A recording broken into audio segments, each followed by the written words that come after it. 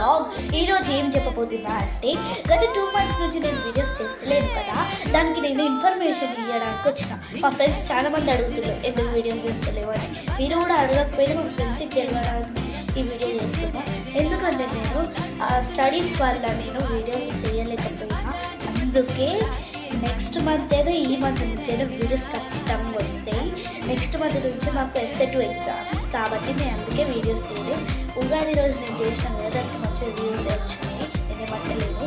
కానీ next month ఆ 2 months April May ఆ 2 months నేను ఖచ్చితంగా వీడియోస్ పెడతాను. మీరు లైక్స్ కూడా కొట్టాలి, ఓకేనా?